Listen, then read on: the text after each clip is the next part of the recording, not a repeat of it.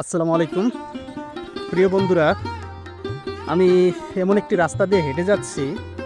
মানে আজকে রোদ নেই, কিন্তু আকাশ ভর্তি মেঘ, গুড়ি গুড়ি বৃষ্টি পড়তেছে। বাট এই রাস্তাটা দিয়ে যখনই আমি হেঁটে যাই, মানে আমার এতটা ভালো লাগে, যেটা আসলে বলে প্রকাশ করার মতো না। আপনাদেরকে দেখাচ্ছি আমি। দেখেন রাস্তাটা একদম একদম কি বলে, কুলার ভিতর দিয়ে, যেটাকে বলে যে ধান ক্ষেত।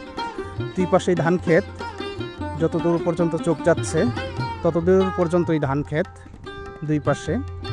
আর তার মাঝখান দিয়ে হচ্ছে যে একটা সরু রাস্তা, কিছুটা ইট বিছানো আছে, কিন্তু তারপরেও একদম মাটির রাস্তার যে একটা ব্যাপার সেটা এখনও আছে।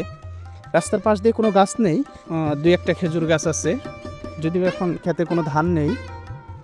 আর সবুজ ঘাসে ভরপুর হয়ে আছে। বর্ষার সময় ধান যা ছিল কেটে ফেলছে, কিছুদিন পর আবার ধান লাগাবে।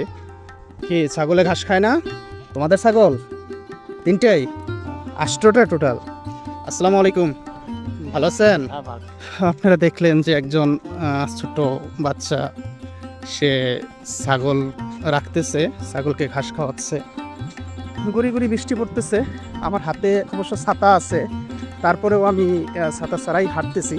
এই যে বৃষ্টির ফোঁটাটা যে শরীরে পড়তেছে, সেটা কিছুটা ভালো লাগতেছে।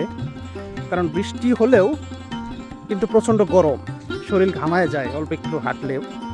তো তাই বৃষ্টির যে ফোঁটা সেটা আমার শরীরে লাগতেছে, খুবই ভালো লাগতেছে।